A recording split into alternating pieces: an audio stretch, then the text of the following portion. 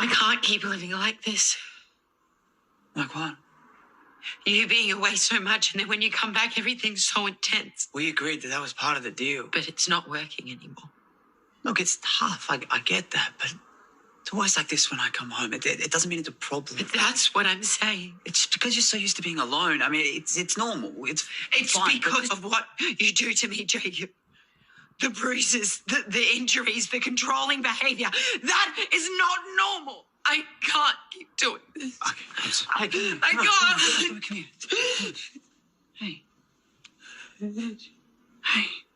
You're right. You're right. I'm sorry. It's just, sometimes I go too far. You know that's only because I love you, right? Do you? I mean, how can you even ask that? It's only you. Only you, okay? Okay.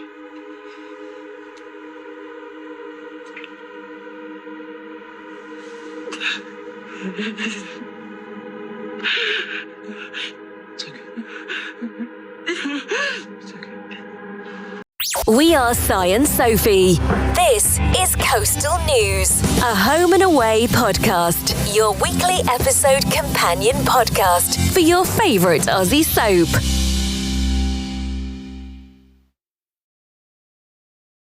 How are you doing, Sophie? Another week? Another dollar? It's been a long week. I don't know about you. Yeah, gosh. The less said, the better, I think. We're just saying off air. It's another one under the belt, isn't it? I don't really like January, so I'm glad to be halfway through it already. Yeah. Oh, have you heard all this thing about Blue Monday as well next week? No, I think I had that this Monday. I think I've already had that. Tuesday and Wednesday. Oh, I've just had no get up and go at all. I don't know what it's. I haven't either. It's gone over. Whatever it was has gone. It's gone to WA. It has, definitely. It's gone up to That's Marilyn where everything goes. Oh God, it'll be back then. It'll be back. It's there. Yeah. Oh dear. Well, let's hope we cheer each other up, eh? Yes. Another podcast. And another great week in the Bay. We were just saying how much has gone on. We've just been organising this episode, haven't we, off air? Yeah. And saying, oh my God, we've got a lot to get through here. We have. I hope we've got the time. Yeah, it's been a lot. I think we've seen pretty much everybody, haven't we, this week? Everybody's been on screen for some reason or another.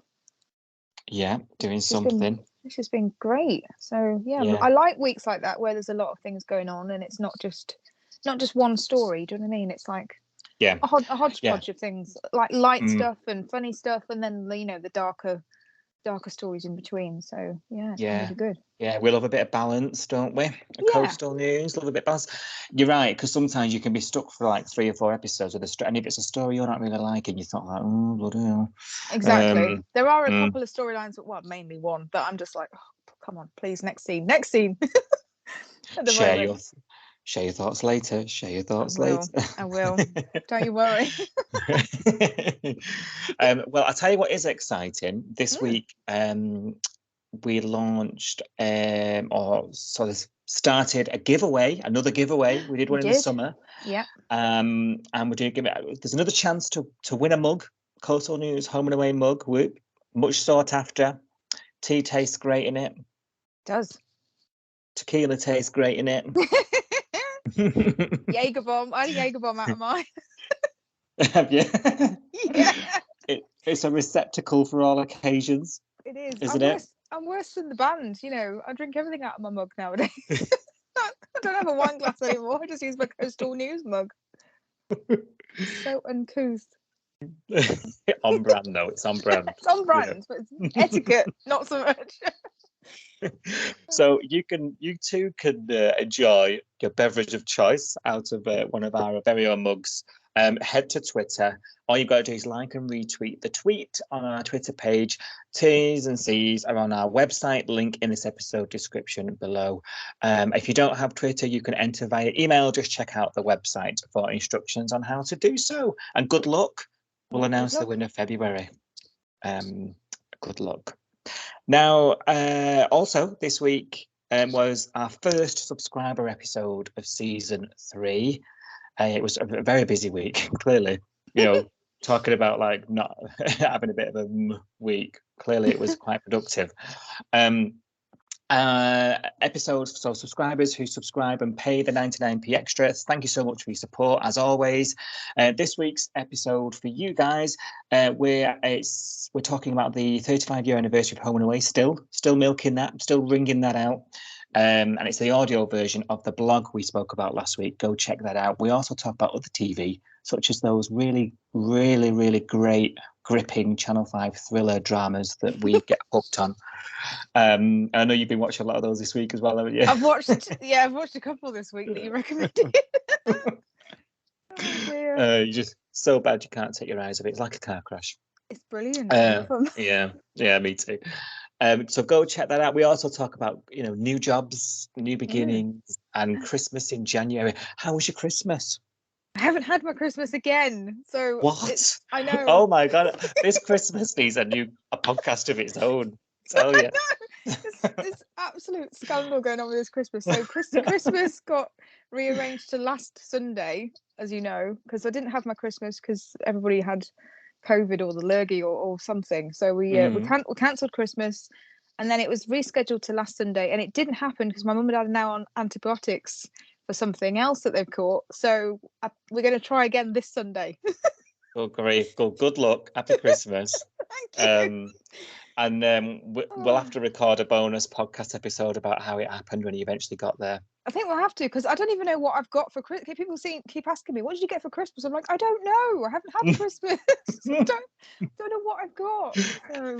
You're going to have to be one of those that are like, Jesus wasn't actually born in December, guys. Christmas just moves. It's like Easter, Yeah.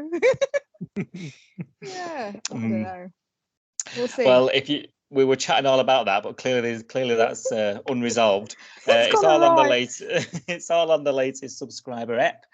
Link in the episode description. If you want to subscribe, we'd appreciate your support. 99p, Definitely. you get access to extra stuff. Right, headline time.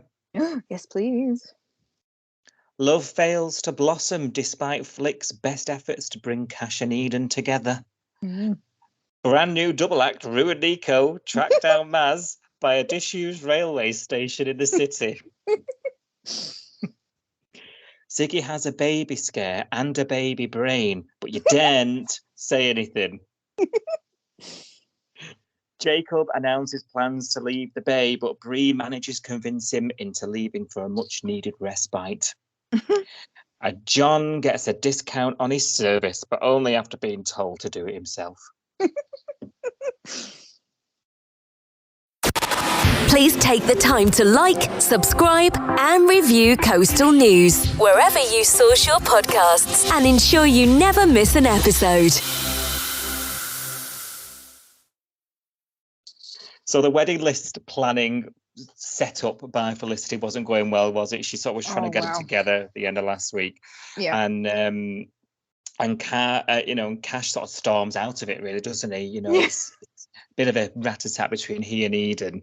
And on his way out, runs into Alf, of all people. Yeah. And Alf has this go, doesn't he? Yeah. Doesn't he just? He gets the flamings out, the galahs are out. He's not happy about not being told about where Marilyn is, and he's, I've got other things on my mind, and DPA, I can't tell you. She's fine, chill out. And Roo's flapping about him having another medical episode and all the rest of it. What do you make of him walking out? Yeah, I bet you were.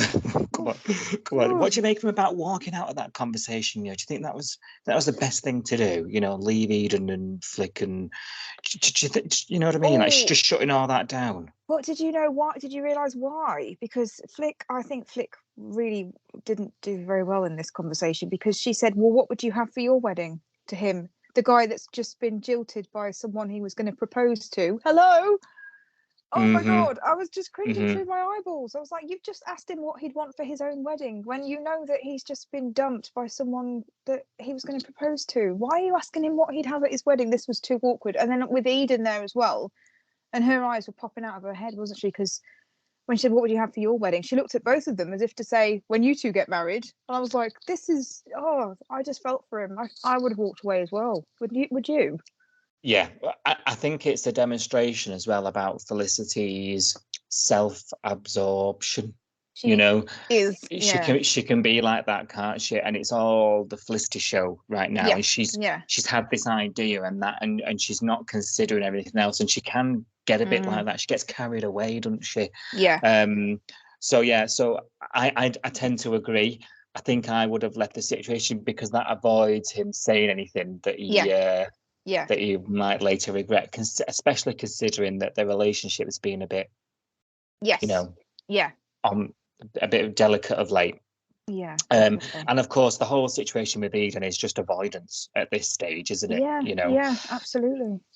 They do have this sort of, a chat. I mean, how nice is their garden, by the way? Really nice. I know. A lovely little garden, isn't it? Yeah. Little fairy lights and everything. They have this chat, and he basically draws a line under it, like, Yeah. And I was at the beginning of that scene, I was a bit like, oh, I was getting my hopes up, Really? at that point. Yeah, I was thinking, because I was thinking, oh, is he going to give us some sort of glimmer of hope here?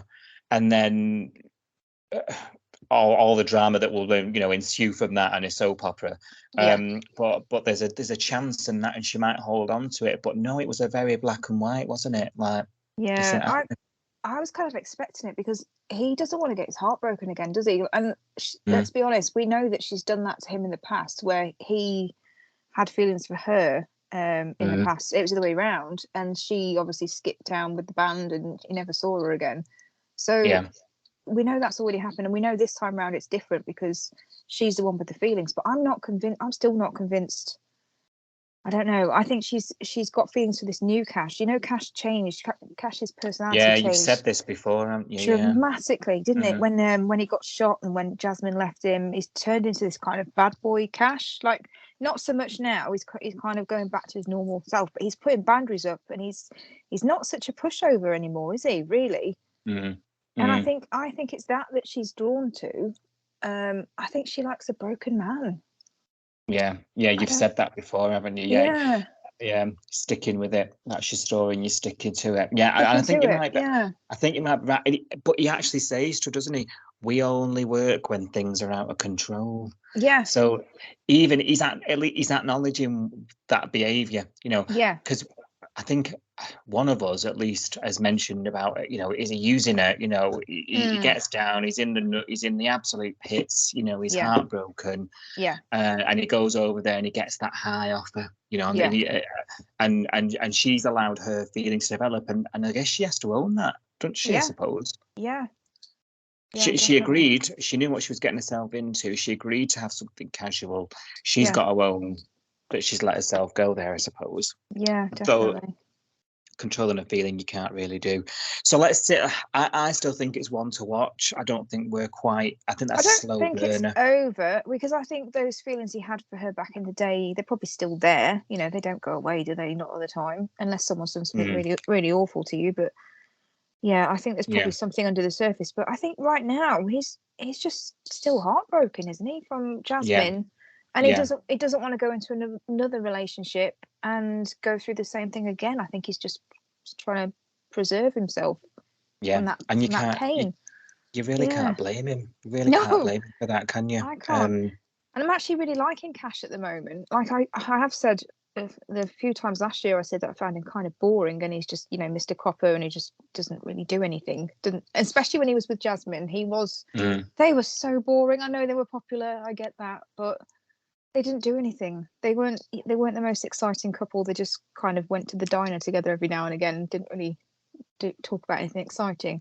But I'm actually really liking Cash now that he's single, and we're seeing him not as part of a boring couple. We're seeing more of Cash's real personality. I'm actually really liking him now. Yeah. So, I agree with that, actually. Now you say it. I'm not minding him. Someone said to you, who's your favourite character on Home and Away? It's not going to be him, but I'm not sitting here rolling my eyes like we have done it other times. Yeah, me too. I mean, last year I did spend a lot of time going, oh, Cash, boring Cash, but I'm actually finding him quite he's more interesting. He's got more depth to him now. Now that we know about this past with Eden, I just think it's opening up some more levels to him. Whereas he was just like happy-go-lucky copper last year, which was a bit dull. It's a bit weird that I'm saying that I like him when he's all sad and depressed, I guess, but. No, but what it goes to prove to you is how we all judge characters. When we talk about all the characters take ages to bed in, blah blah blah, but actually, when the right story comes along, it can really change your opinion. And and it shows you that it's all about the story. Doesn't really matter about the character at the beginning. That goes to prove that point, really. And I suppose so he's done with that. He's sort of drawn a line under it. They have this bit of thing where they agree to later on, reluctantly agree just to get on with the wedding planning, and they end up talking a bit more, don't they? As the week progresses. And I think this moment where he's walked out of this conversation, he's bumped into Alf. Alf's had a right old go at him. Roo's involved. Why can't you tell me anything about where Marilyn is? Dad, you're going to have another funny turn. Sit down. He's clutching his chest. It's like, oh, blimey. He's obviously just given them the info, just to shut him up and get him off his back. He's got his own stuff going on, So that swiftly turns into Roo on the laptop, probably Google mapping wherever it is she needs to go to find Marilyn, and announcing that she's going to go. She's going to find Maz who's fled the bay in shame and dishonor just last week, and she's telling her dad, you can't come. What if you have another medical episode? Inverted commas. And Nick's randomly lurking at the door. And offers his services. And we laughed at this, didn't we, on First Look last week? I'm still laughing about it. It's still funny. Oh dear. It was an unlikely duo, wasn't it? The Roo and Nikau show. I didn't see that coming. No, same. And did it really work? I'm not sure. It was just sort of two different characters in the same place, wasn't it? I didn't quite understand his justification for going. I was closest to Heather and I was filled the most. Like, is that really a justification for you to go? He's sort of doing what Marilyn's doing, in that he's trying to make peace with Marilyn, to make himself feel good for believing it all. The Nick show. So they've gone and they've found her in some Sydney slum. Graffiti, and she's a soup kitchen, or a homeless place where they're feeding out hot meals to homeless. Little cute Maz there, measuring the eggs. Scrambled egg. Did you? I mean, I was completely blindsided by that. Didn't expect that. No, that's not where I thought she. I don't know. I hadn't really figured out in my head where I thought she would have run off to. But that's not what I was expecting. But then, so I was initially quite shocked. I'm like, oh, okay. But then when it kind of sunk in, I was like, this is actually very Marilyn. She is very charitable. She does think about other people, and when she feels that guilt and shame, she does kind of feel like she has to do something nice to make herself. It's like repent, isn't it? It's like you commit a sin, and then to wash that sin away, you have to do something good for someone else. I think that's always been Marilyn, hasn't it? That kind of do-gooder. 100%. You're right. As soon as the penny sort of dropped, and you're like, oh, of course. Of all people, that's something she would do. You know what I mean? Something proper left field. And you're right. It's about making amends and all that stuff. And I think I don't, like you say, I don't know what I expected. Whether I just thought she'd be in dodgy motel listening to podcasts or something. I don't know. Yeah, I kind of thought she'd just have run away and just gone into hiding. I didn't think she'd be facing people. That's what shocked me initially. But then when I thought about it, I thought this actually is very Marilyn. Yeah, and we've said about Marilyn, when she needs to go and times get tough and she's going through something real deep, she does run. She does. She kicks the heels off and she legs it, doesn't she? So, we're used to that, but this was a bit different, and I thought, I can get on board with this. I loved that sort of EastEnders duff moment. Hello, Maz. Do you know how hard you are to trip down, love? It was a bit, wasn't it? Oh, it was brilliant. Also, back in the bay, everyone's tops off, sunbathing. Half an hour drive down in the city, and it's like winter coats and blowing a gale and God knows what. I thought, blimey. Yeah, definitely. There's obviously like different climate that way. I know, different world, wasn't it? Yeah. Which was just quite funny because when we were flipping back and forth scenes, you're like, blimey, it's like, really obvious. So they come back. They're talking around, aren't they? And Marilyn sort of developed this little conflab with one of the homeless girls. Simone was her name, wasn't it? I couldn't work out whether he said Simone or Sloane. Did he call her Sloane? Oh, I thought it was Simone. Oh, I couldn't work it out. Nikau, because Nikau doesn't pronounce things brilliantly for me. Sometimes it's a bit muttery, so you can't always tell what he said. But I could have sworn she said Sloane, but it could have been Simone. I've no idea. This homeless person, we'll unname her. And Marilyn's had a bit of a run-in with her, trying to be now, rack off, you do-gooders, you come and go, blah, blah, blah, giving her some lip. And, again, it's sort of enhancing that story about her wanting to help people and all the rest of it. And while Roo and Nika sort of, we're going to have to, she's not going to come home easily, so we're going to have to volunteer ourselves, So they're distracting her and stressing her out, rather than, I think I would have probably retreated to a coffee shop and thought, what are we going to do about this? Let's think. Do you know what I mean? And left, made her think we'd gone. I don't think I'd have been so. That's not very Roo, is it? Brazen. No, that's true. Roo's like a bull in a china shop. Like, what are you doing? We're coming home with us immediately. It's like, just give her a chance to talk, Roo. Tell her. Oh, she drives me up the wall. Yeah. She's really not portrayed herself in a really good light throughout this whole shebang, has she? She hasn't. Well, while this distraction's happening, unnamed homeless person has stolen Marilyn's bag. And then we had this sort of chase through Calcutta. God, can you say that? I don't know. It was this weird chase through all this sort of. Obviously, it's this area that's been occupied by homeless people, and he ends up in this tent, and they have a bit of a heart-to-heart, and he opens up, doesn't he? Marilyn is a good person. You don't understand. And it was almost a bit like, you've got a bit of a chip on your shoulder. Let me tell you how it really works, And I thought it was a really good scene actually with Neek, because I thought Neek demonstrated maturity, and he doesn't do it often. But he probably did give too much away, because when she hands the handbag back, he lets slip that he's basically told her about her daughter, and Simone is kicking off about that, and Marilyn she's just, I feel like I can't do anything right, and you can understand that after what's gone on. Yeah, definitely. Yeah, you're right. I was impressed with Nikau from the point of view of reminding us all that when he first turned up at the bay with his family, that they were actually homeless, living in his car, and it was Marilyn that was fighting for them to stay at her house. This is when she was married to John, wasn't it?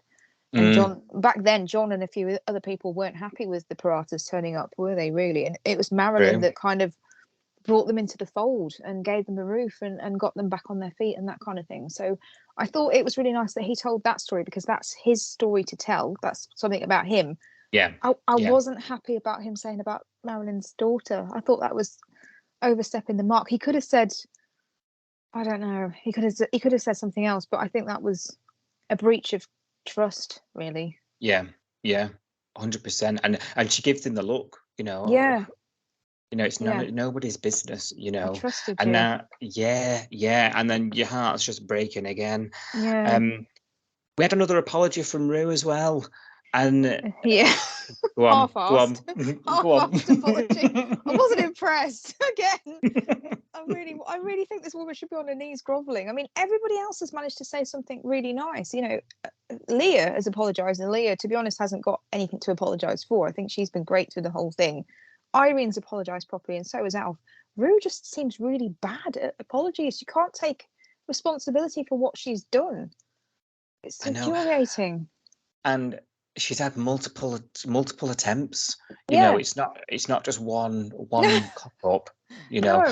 This latest one, she says, "I want to apologise for how we left things when we last spoke," and she's referring to this conversation about her comparing her giving up Martha. Yeah.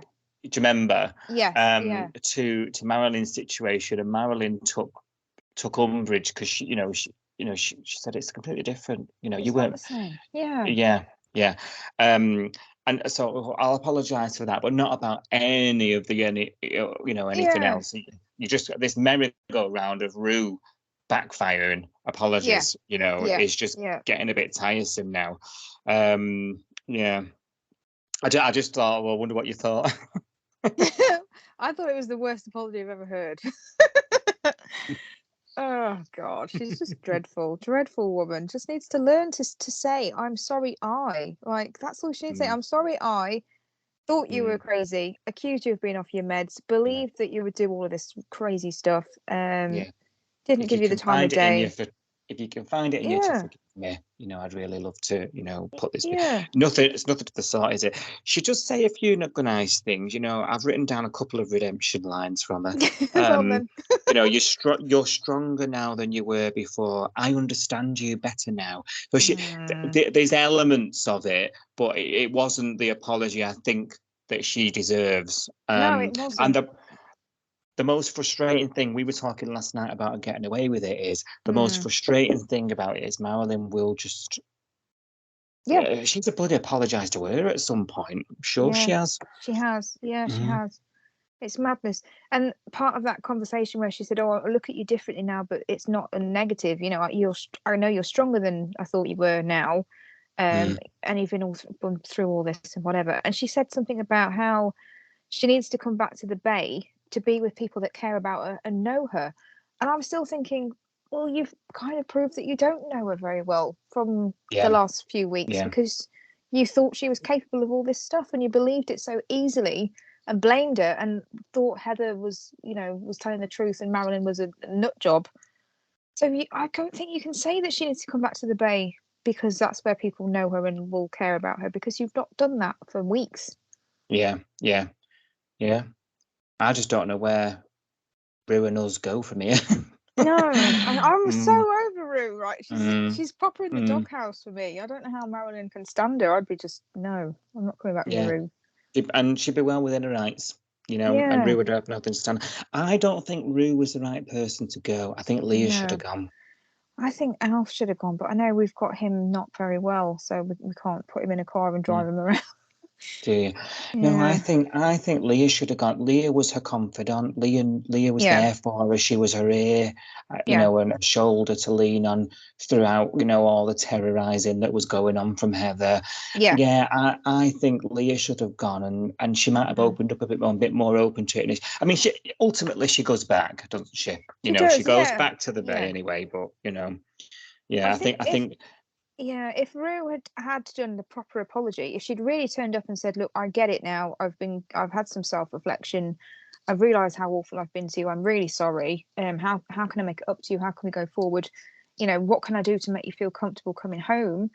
But she didn't really do any of that. She just kind of went, "You're coming back with us because we care about you, and you're not doing this, and you're only doing this because you feel guilty."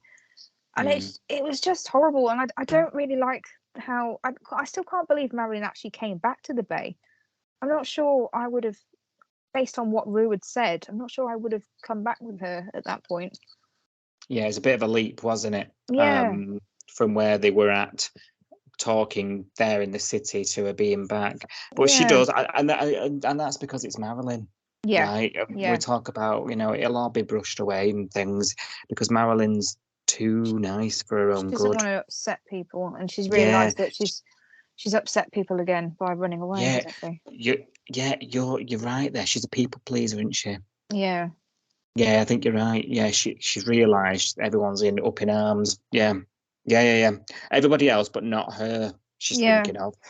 And even when she gets back, and she's had that lovely reunion with Mr. Street, which I did like actually. Oh, yeah. And they have a talk. Even then, she's like, what's going to happen to Heather? When she's talking to Rose and she's giving her statement. Yes. It's like, I feel like I've given her up all over again. Even at that point, she's still thinking about others above what she's gone through something horrific, you know. Yeah. But she kind of thinks that she deserves it, doesn't she? That's the point. She thinks that she deserves to go through something awful because of what she's done, which is just horrible. But it makes it all the more sad when you're watching it and you're just thinking, where do we go from here? Well, I suppose we'll find out. Did we find out if oh no, Rose said something about Heather going to remand, didn't she, after she's been assessed? Yeah. They said she got all the statements together, so they'll all go to the prosecutor. So then that will be probably the trial or the hearing. I think they have to do a hearing first where she'll plead like guilty, not guilty, whatever. But I'd imagine she'd have to have some kind of psychoanalysis first. Yeah, I think that is mentioned, isn't it? Yeah. I just hope we get to see Marilyn maybe visit her or something, and they try and rebuild something, because I think that would be a nice sort of closure to this madness that's gone on. If you can close it, I mean, those wounds are going to be there for it. You don't get over something like that, do you? But and that goes for Heather, you know, more so, you know.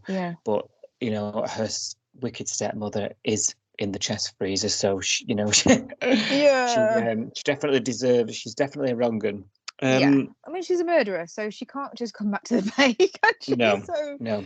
Yeah. Again, maybe this is we do a debate at some time, but is that another missed opportunity in the story? You know, Irene's son was the same. You know, we've done this big retcon now of one of the most famous characters on the show, one of the most loved by a mile, and I can say that with confidence and wouldn't upset our listenership too much. Marilyn is universally loved. So we've messed with her, and there's been lots of comments and opinions about that over these last few months while all this has unfolded. Just for Heather to then be stuck in prison, you know, that's true. Is that a bit of a waste? Is it worth it? I'm on the fence. I can't quite decide where I'm coming down on that question. Be interesting to hear some listeners. If you want to get in touch with us, let us know what you think about it. It'd be great to hear, because you know, it's a very important question. I think, you know, is that yet we've had that again, you know, where we've had a character changed forever. But it's almost like it in a few weeks it'd be like it's never happened, because she's not around. There'll be other stuff happening that we're talking about in the bay that Marilyn will be getting involved in. Absolutely. You know. And the stuff that we're going to talk about this at the end of the episode in our new segment, but there's stuff in the past for everybody that was judging Marilyn, you know, Roo, Alf, Irene, a little bit Leah, but she was the least judgmental of the rest of them, actually, this time around. They've all got massive skeletons in their closet. They've all got huge scandals and things that they've done in the past, or things that they've been caught up in the past, which we'll talk about at the end of the episode. But none of it is talked about. None of it is mentioned. Like you say, Irene and her son never mentioned, hasn't been mentioned since he was in it. So are we supposed to forget that as viewers when we're watching these scenes and we're questioning, you know, why are they making such a big deal when Alf's done this or Irene's done that in the past? Are we supposed to forget that? Because they seem to forget it as characters that it's happened. It's an odd one. The here and now, isn't it? You know, like, you're right. In 2 weeks' time, when Heather's not been in it for a while, it will just be Marilyn serving coffees in the diner for the rest of her life, and there'll be no. Giving advice to whatever waving stray comes through. Absolutely. Strange. It's very strange. I don't know why. It is a choice with Home and Away, because they do this.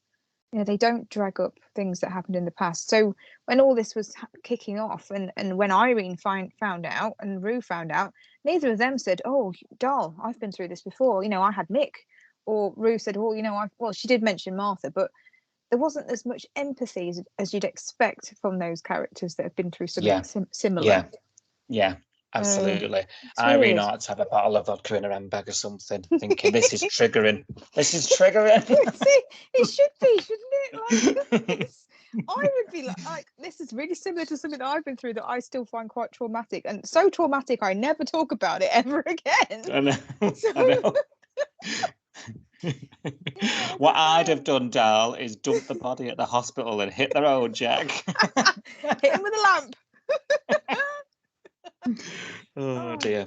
It's so funny. It is. Right, let's talk about Ziggy's morning sickness, because that's subsided. If we must.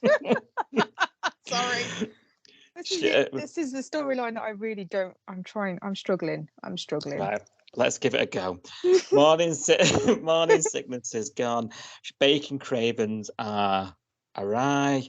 She loves the bacon, and then Dean's a bit of a doormat lately. I don't know if I'm just going to come out with it. Like, it's a little terrier dog yapping behind her. Like, she's going, blah, blah, blah, and he's going behind her. Oh, he's taking some crap off her though, isn't he? Oh my Lord. Yeah, that's true. Yeah, that's been quite funny. But and she's snapping, she's telling Justin, I'm perfectly capable of running the garage, and she's supposed to go into work, she's supposed to open it up because Justin's so busy. He's a manager now, he's a big shot music person. What is he doing? This is what I have questions about this storyline. So we're supposed to believe that Ziggy's got a promotion and she's the manager of the garage now because Justin's so flat out busy managing the band. But he just seems to hang around the surf club all day doing not very much. Don't really get what he's busy with. He answers the phone and says, it's non-negotiable fee. Yeah. Yeah. And that takes up all his energy. He spent like half a day at Alf's eating food at one point. I was like, what? Well, are we really that busy? I don't really get it. I want to be a band manager if that's a full-time job. Yeah, I don't know the answer to that question. We might have to just believe him that he's busy. Yeah, it must be. Jenny Aniston it. Yeah. Absolutely. And so Ziggy's got all good intentions, of carrying on her career. She's had that promotion, remember, that she insisted on, that she could do it. So she's, and keels over in pain. Yeah. As she's about to head into work. Xander's come. There's no bleeding, thank God. But Dean's saying, I'm not being funny, mate. You're not a doctor. And insists she goes to hospital, so she misses work. So the garage hasn't been open. Everything's fine, by the way. If you've not watched the episode, everything's fine.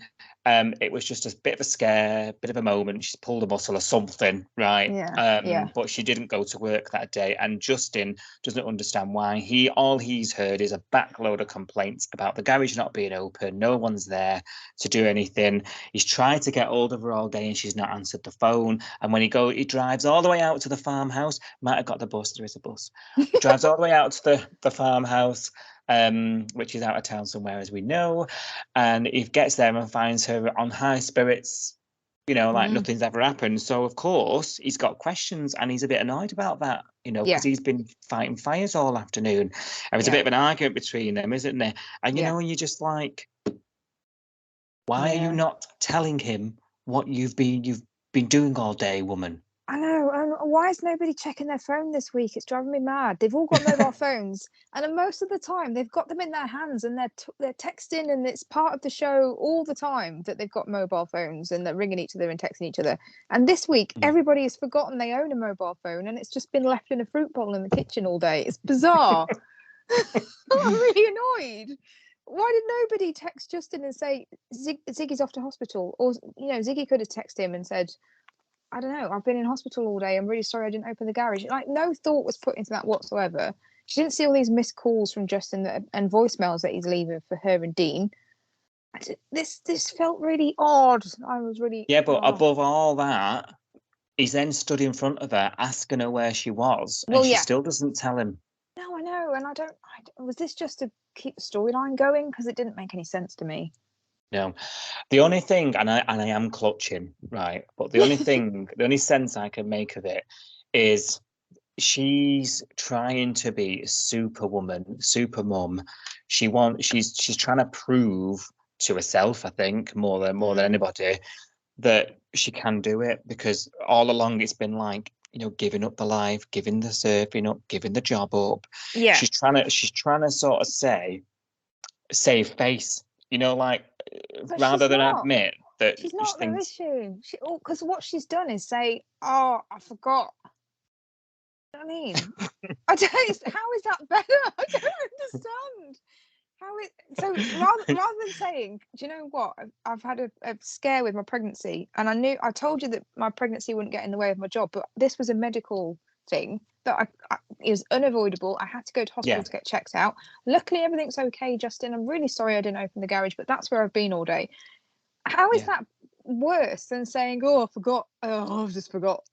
I've been home with Dean all day eating pizza." Like, how is that to your boss? I know. Yeah, I'm just confused. It's drama for drama's sake. There's absolutely no need for it. There's no need. I do think it's her reluctance to accept that things need to change is what we're supposed to be taking from it. Yeah. Justin's got there before her, hasn't he? He's saying he's cut her hours. Which goes down like a lead balloon. He's cut her hours. You're going to have appointments. You're going to have things you need to do. When it's not going to stay inside you forever, what's going to happen then? And she's like, "Oh yeah, okay, yeah, we need to talk about this." I think there's been multiple. I mean, we've talked about it at length. There's been multiple times where she's had to face this decision that she's made, and then you're thinking she's inside. She's like, "What am I doing?" Well, she had a conversation with Dean this week on the beach where she said something like, "My life is over again," and he went, "No, it's not. It's just going to get better." And I thought, no, we're still hearing these negative things from Ziggy, saying that she doesn't really want this baby. I'm sorry, I don't think she wants this baby. I'm going to come out and say it. I don't think she wants this baby. I don't. I think she's saying all the right things, and I think, and if she does want it, if she has come round to it, her actions are telling us something different. Yeah, definitely. She can't have it all. Something's got to give, and I think she's struggling, and she's refusing to accept that fact. You're right. Yeah, there's just no two ways about it. You're right. If she wanted it, none of this would matter. No, it's just the fact. It's the language that she keeps using about how her life as she knew it is over. I don't know. It just sounds too negative. She's not saying I'm really looking forward to my new life, and she's saying, "Oh, I can't surf anymore, and I can't do this anymore because I'm pregnant." And she even had a whinge last week when Karen was buying the pram and getting all excited, and she was like, "Tell her to stop it," because and not because it was like, "Oh, it's a lot of money," although that was something she said, but it was her immediate reflex. It was no, because that's too much. That means something's happening. We're buying things. Oh my God, this is happening. And she said something like, "Your mum's getting prepared, and we haven't done anything to prepare." But she's not ready. She's not ready, is she? She's not ready to admit that she's having a baby yet, even though she's 2 weeks pregnant. Yeah. Just watch that one through your fingers again. I am. And do you know what's happening is I'm switching off from it. Have the baby, don't have the baby. I've had enough. Yeah. Jacob and Bree. Oh. This has been very Speaking tense. of people having babies. This has been very tense. I felt a bit stressed watching this. Come on, tell us your thoughts. Oh, every time we see Jacob and Bree together and Remy's like in the background. He's been in the background on the beach. He's been in the background in the surf club. He's been in the background in Salt. And they're exchanging looks, aren't they, Bree and Remy? And I'm like, if he catches you looking at him, like, they're playing a very dangerous game here. It was making my blood pressure go. He's not far away, is it? Even Max, like, okay, 2-2. Yeah. Oh, yeah. She's totally clocked it, hasn't she? Gosh. And as listeners know, this storyline isn't that Jacob is hitting Bree. There's a domestic violence storyline. Jacob is in town, and Bree's sort of had this moment or two with Remy. She's definitely got a connection with Remy. Remy knows this is happening, doesn't he? So he's looking on with like complete and utter like I don't know, the horror on his face half the time. Horror. He's just terrified that he's going to kill her. Yeah, yeah. Does he even say something to, when like Mac's talking to him in Salt and she's like, oh, never be a happy ending. He's like, yeah, that's what I'm afraid of. Thinking, oh God. Yeah. Now Jacob and Bree seem to be on the face of it. This is what he's on looking at. They're having a great day. They were by the beach, they're lovey-dovey, they're going in the swim, they're tickling each other, being a couple out in, but it's a show, isn't it? It's always a show. Yeah. And he's got this flight booked home the next day, or booked back to work. He does these 3-month stints. Is it in the mines? I keep missing it. He said it's in the mines in the middle of the desert or something, didn't he? He said something about the desert heat and being isolated and going down the mine. He's a supervisor. I got that bit. To be fair, it sounds dreadful. You would be grumpy. The dodgy motel probably is worse than the dodgy motel, isn't it? Yeah. And I don't know. She's sort of saying, "Do you see that scene where they're at the dodgy motel and she's like, I want to go for dinner," and he's sort of forcing himself on it. It's horrible. I'm saying that with trepidation because it wasn't really that. But he was very sort of, he wanted to cozy up, didn't he? And she couldn't get free, and she had to physically fight off him to get free from him. He wasn't hearing no. Let go of me. I'm hungry. Because this is what he's doing. He's like, this is what abusers do. They kind of disrupt your routine. So by not allowing her to go out for dinner and like depriving her of sleep and all of that, he's kind of making her feel like she's going a bit mad. And that's what they do, because then when you haven't eaten and when you haven't slept, you're not as strong mentally to deal with what he's doing to you, because it is a lot of it's gaslighting and emotional abuse as well as like physical. And that's what he's doing to her. He's kind of putting her in this vulnerable state to take advantage of her. That's what it's looking like to me. Yeah, I agree. He's controlling the situation, isn't he? Yeah. And but that was a real pivotal moment. I just thought, because now he's like, he's physically controlling. He's physically forcing her onto the bed. Yeah. He barked at her to sit at one point like a dog. He went, sit. And I was like, oh no, I don't like this. Well, she gets free, and then he sort of got his back up about it, like, what's wrong with you? Well, he's like, oh my days. And then she says, I can't keep doing this. You go away, you come back, it's too intense for me. This is what you like, the bruises, this can't carry on, know. And he gives her all this, I love you, it's the job, it's, you make me do this kind of conversation, isn't it? And you're just like, oh, good grief. Good grief. What a difficult watch, though. It was. I wanted her to say all of that, but the way that she kind of exploded at him and sort of said, right, I can't do this anymore, I was just literally like, oh, where's a cushion? I need to put it in front of my face, because it was so tense. I found this quite. So I thought, is he gonna hit her again? Like, what's gonna happen? Yeah, I thought it was going to escalate, and these things do end. Don't end well for many women. I was worried that we were getting quite a rapid escalation.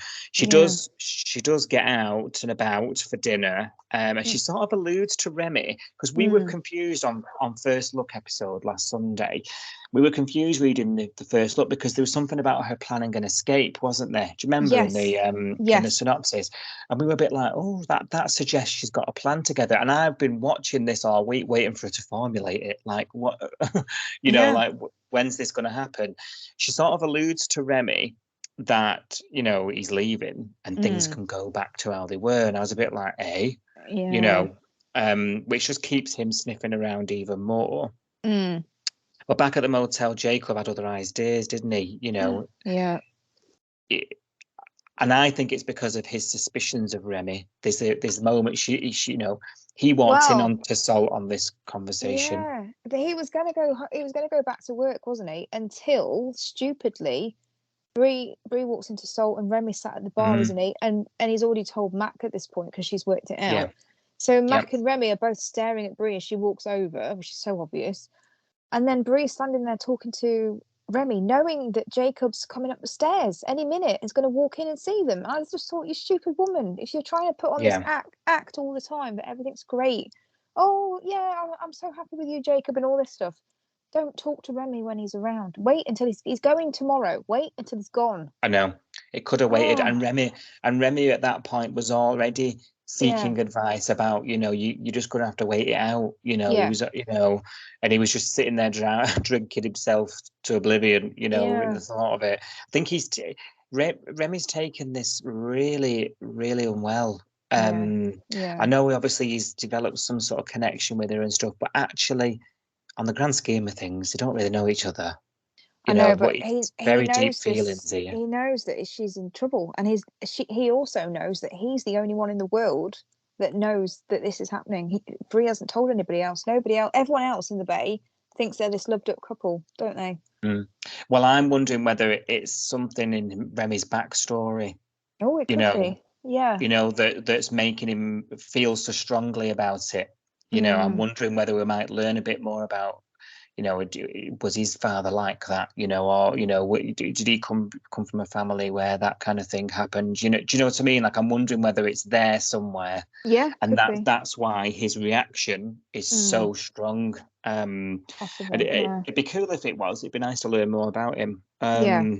I want to know more about Eden and her growing up in a funeral parlour. I want to hear more about that. Oh, yeah, I know. Yeah, that's something we need to circumvent back to at some point. I know, that was like just dropped into conversation and never spoke of again. I was like, that's interesting.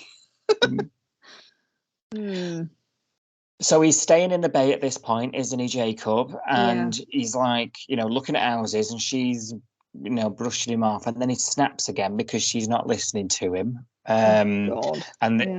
She manages, probably through every ounce of energy she's got in her, she manages to convince it, because she looks absolutely exhausted afterwards. Yeah. Manages to convince him to take the flight and do one last stint, doesn't she, to get him out of town? Yeah. And it sounds like he's going to be away for 3 months, doesn't it? Because he was saying, 3 months is a long time. And she was like, we've done longer. We can do this. It's just another 3 months. And then this will buy us some time so you can finish the job. And in the meantime, we can look for work for you. Because she's looking on the computer, isn't she? She's trying to find, she says she's trying to find a job for him in the Bay. Yeah. And her reasoning for him leaving and not staying is that there aren't any jobs that are high enough, qualification wise or experience wise for him, because all the jobs that are available right now, it would be, a demotion effectively, wouldn't it? So that's the reasoning. It's like, if you don't go back and take 3 months, then another job will come up here, and then you can apply for that, and then you've got a job, and you can settle in, and we can find a house, and we can have a child, and all of this stuff. It's all just to get him to go away for 3 months, isn't it? Yeah, definitely. And I think I will try the same, to be honest with you. I think she made it a bit obvious, because I think he smells a rat. Oh, he definitely does. I'm not even convinced he's really gone. I wouldn't be surprised if he was watching her and seeing, the minute he leaves and goes, okay, I'll see you in 3 months. Is he watching her and seeing, okay, does she go straight round to Remy's as soon as I've gone? Which she did. Yeah. You could. I don't feel good about this. Do you? No, I don't think this is the end of Jacob. I don't think it's going to be 3 months until we see him again. She's over it, like you say. She's gone straight to Remy. Is he watching this? Has he put a tracker on a phone? These things happen, don't these? Find My phones, and I've just got a really bad feeling. And she's now at Remy's, and she's flapping now, and she's working out her next moves, and Remy's trying to say, you've bought yourself some time. You talk about people not using phone. Remy, while he's waiting for her to come and ask for help, has left a note. He's walked in to Casa Parata. I love this. This made me laugh. I know. Back door wide open. Walked in. Anybody home? No. And then, is that Chloe's diary still on the side? What's he written on? Oh, yeah. Is this the Dear Diary? Dear Diary, I murdered my dad. Please call me. No, because there was no voiceover.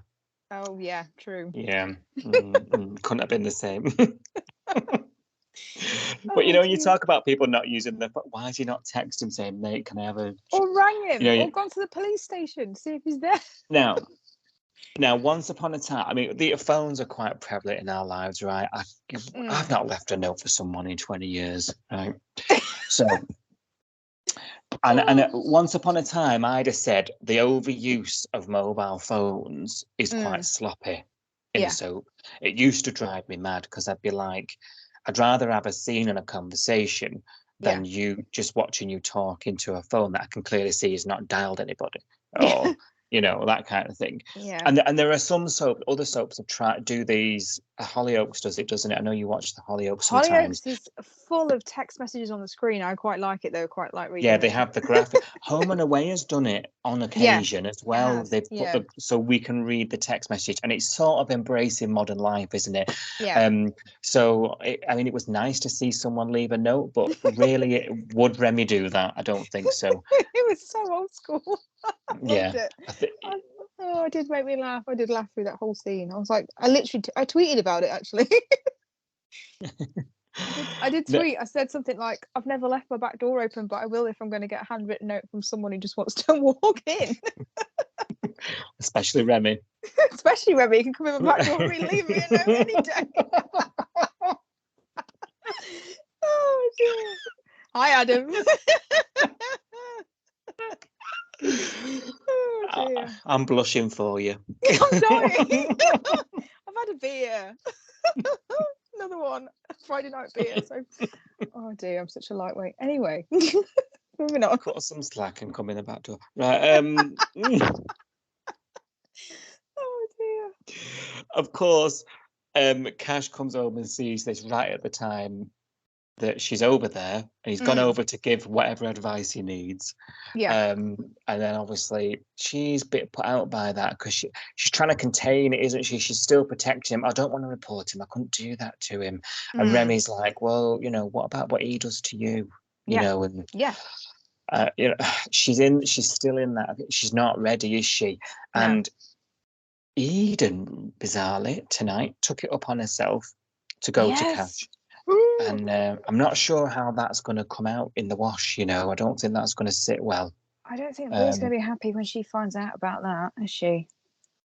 Well, when she finds out Eden knows. Well, actually, I think she does know that Eden knows, doesn't she? Because she went round and warned them off, didn't she? Because Jacob had that run-in with Eden, and Eden had said, "What are you going to do? Hit me?"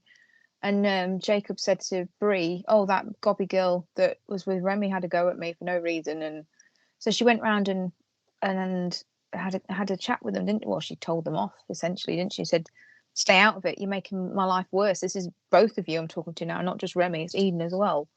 Yeah. So I think she does know that she knows, but I don't think she'll be very happy with her going around and asking Cash for advice. No, when she doesn't have anything to do with her in any other day. No.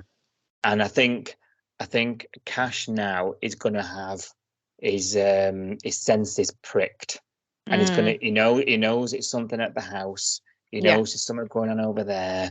He's going to see Bree coming and going by the looks of things. I think Cash is going to quickly approach Bree, I think, and probably say something like, "If you ever need any, blah, blah, blah, slide a leaflet, say nothing, and I think it's going to, it's going to come out in the wrong way.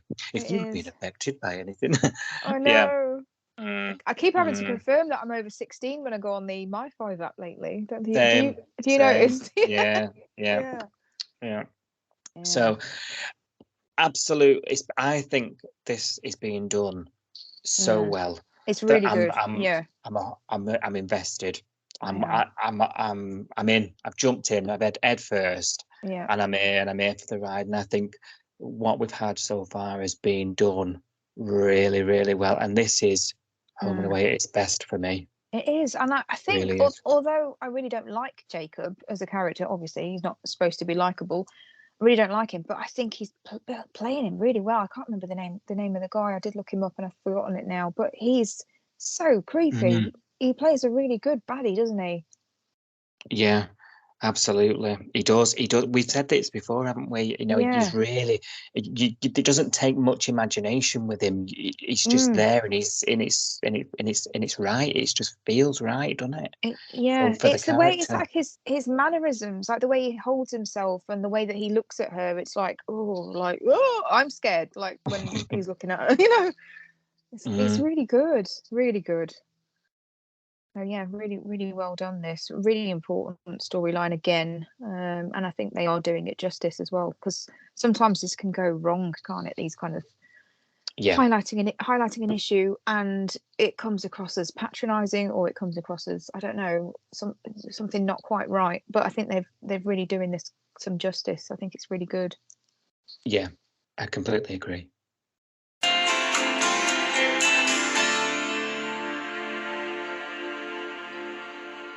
Right, sorry. So this is our new segment for season 3. We had the first one last week. This is the second one. And before we start talking about this segment, we still haven't named this, have we? And I'm wondering whether we need to actually ask a viewer to step in and help us name it, because I think we came up with Your Say on the Bay.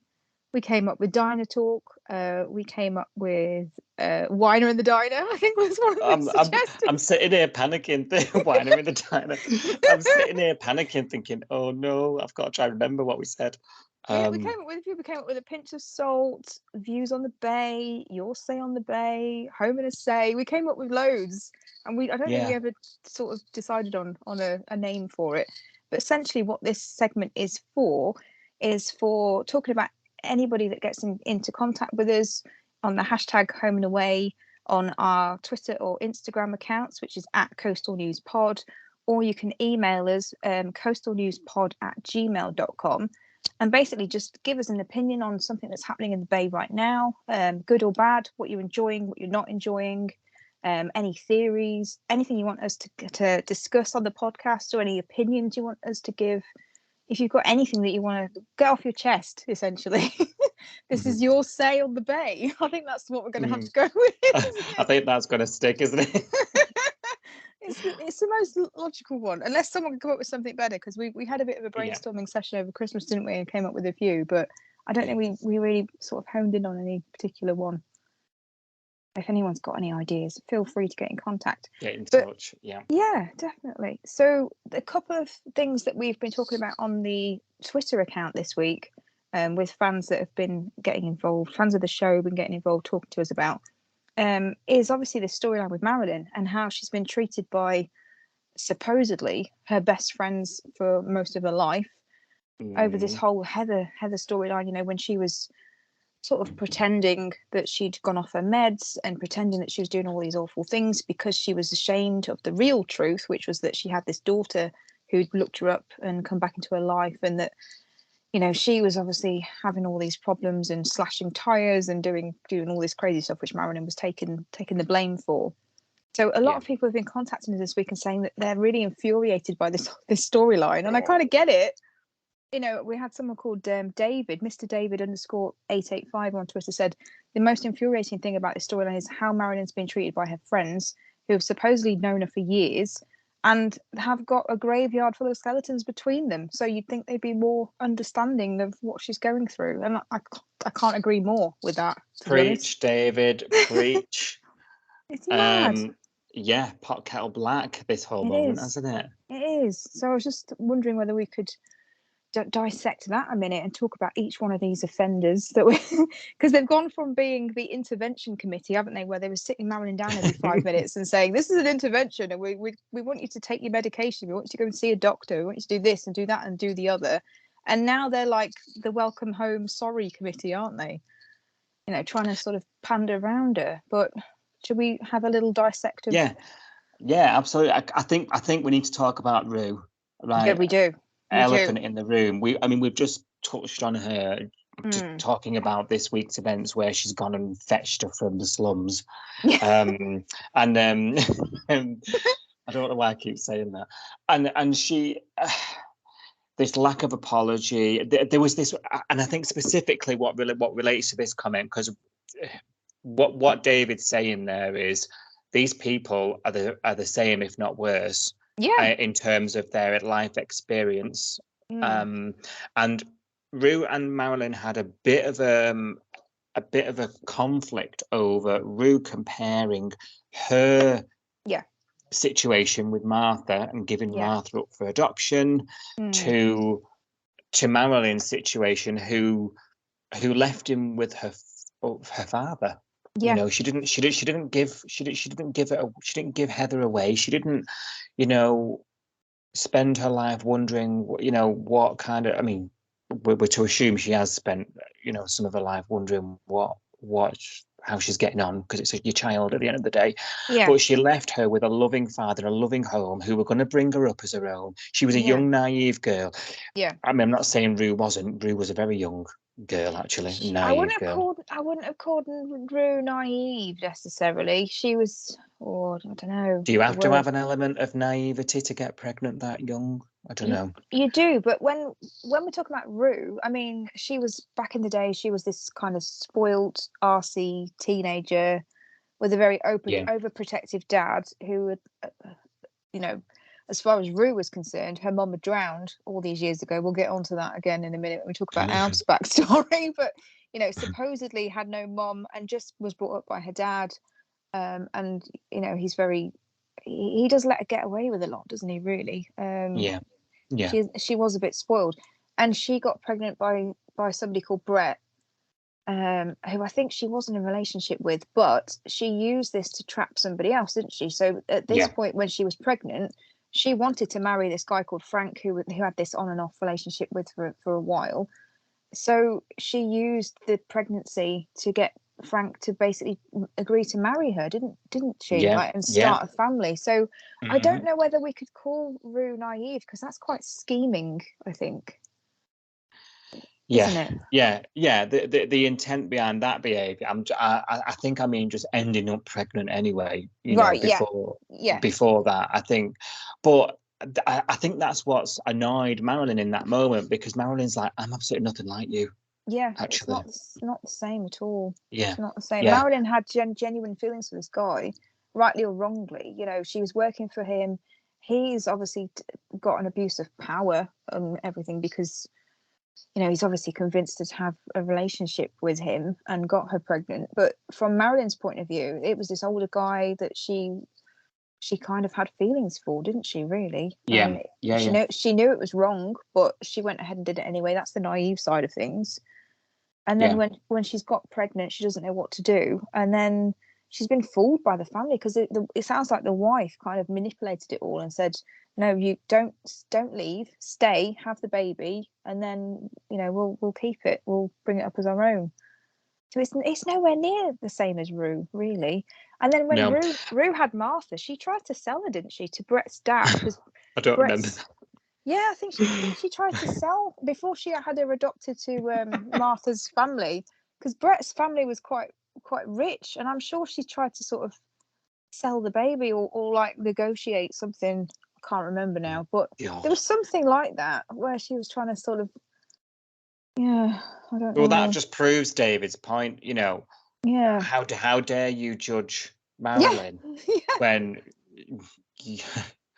you're worse, you know? And I think that's what he's trying to say, isn't he? Like, we're all these characters are like, and Marilyn's worried about these people knowing this. Marilyn knows this information. Why are you behaving like this, Marilyn? These people have gone through things as well, you know? Absolutely. Yeah. It's mad. And Roo's got, you know, dodgy backstories with blokes just generally, hasn't she, really? I mean, I think she dated a married man once. She went out with Evan, and then when he died, she dated his twin brother. You know, it's like you're not really Miss Perfect. You're not, I don't know. Yeah. And that's stuff that I can remember off the top of my head. I'm sure there's more stuff that she's done. And Harvey wasn't really Oh, Harvey, I forgot about him. Yeah, he was dodgy. He wasn't the best, was he? He wasn't a nice man. He wasn't. He wasn't awful. He wasn't the worst that we've had in the Bay. But he did he get done for fraud or something? He got lost at sea, didn't he? In a start, and he came back, and he was horrible. Back. Yeah, he was. He was horrible to her. Yeah. Not happy with that. And no. Well, I mean, Alf's closet, blimey. There's so many skeletons in Alf's closet. I mean, we've just touched on it, haven't we? So Alf was initially married to Martha and then told everyone she drowned and that she was dead. And then we found out, 2 years ago, that's all lies. I can't remember. And yeah, he's a bigamist. Bigamist because he's known about it. Yeah, he's known that she wasn't dead this whole time, and he went and remarried Elsa. I never know how to pronounce the name because everyone says it differently on the show. Yeah, went and remarried Elsa. I don't. The part of me still can't get over that. But I mean, again, you know, the point being raised is you don't throw stones in glass houses, or whatever the saying is, because yeah, and it had secret children. They've all got He had Quinn that he didn't know about for years. To be fair, I don't think he knew that Quinn existed, so I think that was a genuine shock. But he had Quinn. He didn't get on with Duncan, his own son, did he? They kind of had a really dysfunctional relationship. I don't think they're in contact anymore at all. So he's not the best dad to his other children. In Alf's defense, he's found out during the House of Horrors situation, and he hasn't judged her. He hasn't you know, told her she's a wrong person, or you know, he's been great with her. A lot of this is about Marilyn's image in her own mind and how she wants to be perceived by everybody. Yeah. And wanting to be this sort of perfect person, isn't it? Is there an element of her wanting to be better than them, maybe? Because I don't know. Yeah, I don't know. I think I don't know. I think she doesn't want anyone to see anything bad in her, does she? She's she's trying to portray who she is, and she doesn't feel like that's who she is. Maybe, I don't know. I think she's too worried about it. She's too worried about what people think. When, especially as she knows all this stuff about all them, and she's not the kind of person that's gonna say that. She's not gonna say, well, you can't talk, Roo. You can't talk, Irene. You've got a kid somewhere that you nearly clobbered. Do you know what I mean? She's not like that. So. No.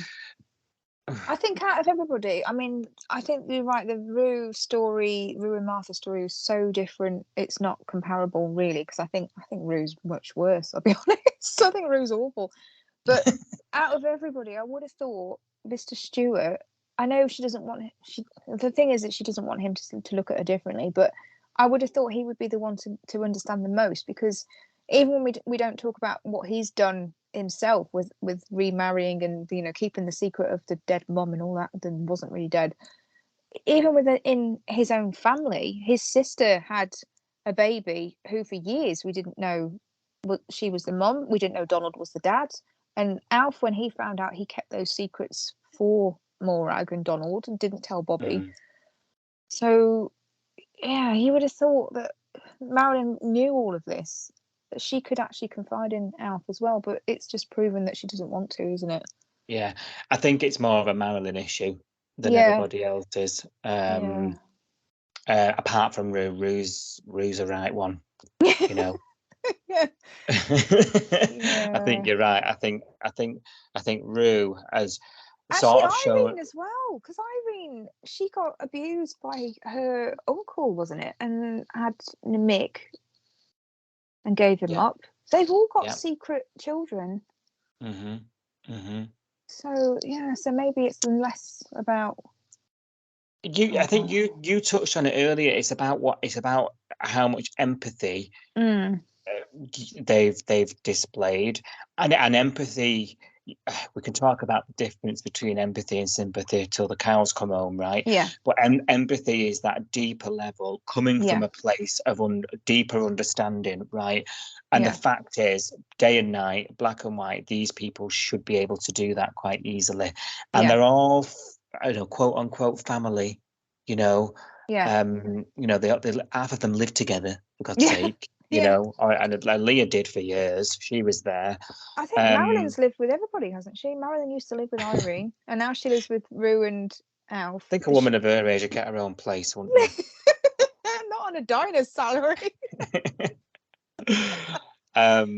really good point raised though by that viewer, because I mean it's you can go on the show. You've gone through it all there. The show's history is littered with example after example involving these very people.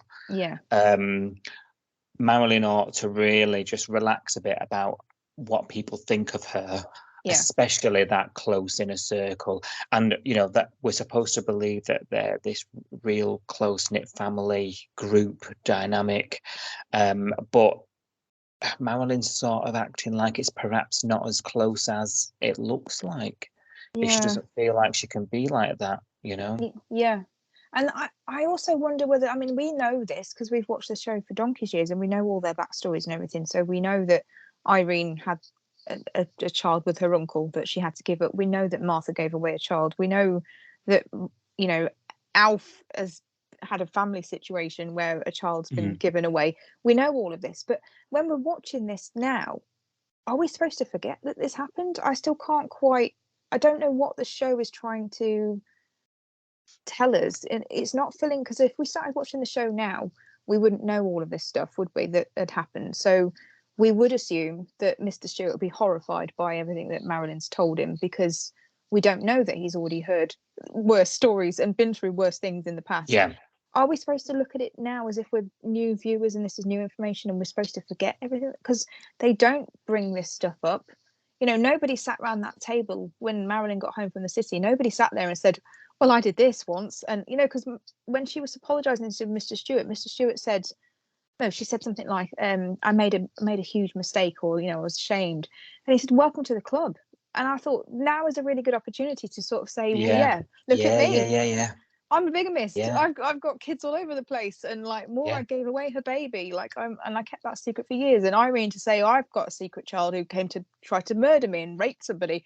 There's loads of horrific things that have happened, but are we supposed to not remember them? No airs or graces here. It's that ethos, isn't it? Yeah. That's that mantra that Home and Away has. It's like, don't look back. You know, like everything is here now and forward, and you just keep going. And to a degree, I mean, we could probably talk about this on another episode, maybe as a talking point. But to a degree, that's sort of led to the show's success, because it's not stuck somewhere forever. Yeah, because you can pick this up really easily. I mean, that's what we've been trying to tell people that were, really upset last summer when Neighbours got cancelled before we heard it was coming back. People were thinking, oh, how do I get into Home and Away when I haven't seen it for years? And we were saying, actually, it's really easy to get back into it, because it only takes a few sort of facts about each character, which we did an episode on, didn't we? We did a separate episode on catching up, where we just went through everybody that's on the show at the moment, a little bit of back history about them, and then you've got enough information to actually pick this show up quite quickly and run with it, because it isn't one of those shows where you have to know 20 years worth of stuff to pick it up. Even though it's been going for 35 years, you can actually start watching it now and get into it really quickly, I think. Yeah, absolutely. And I think along the way, that's helped it maintain its, new audience and bring new audience in over the years. But I think it is frustrating, you're right, when when you know something that's just the elephant in the room, and it's like they ought to know this, as characters. So it's frustrating at times. It's really weird. You just think if it was a real live conversation, you were sat around a table with people that you've known for all your life, and you'd been through all this sort of stuff, you'd say, oh, you make light of it, wouldn't you? You'd be like, well, remember when I did this thing 10 years ago? Oh yeah. See, you don't have to feel bad, because we've all been there. You would just use your own examples, wouldn't you? Yeah, we all do it every day of our lives. Yeah. You draw on experience, don't you? Yeah. It's weird. It's just weird. It is weird. I do find it strange, but like you say, it does get people to, pick up the show quite quickly, and you haven't got to know that backstory. It doesn't really matter, does it? Because it's not talked about. So. Thank you for listening. We will be back with more episode discussion from Summer Bay soon. Until then, join the discussion online at Coastal News Pod.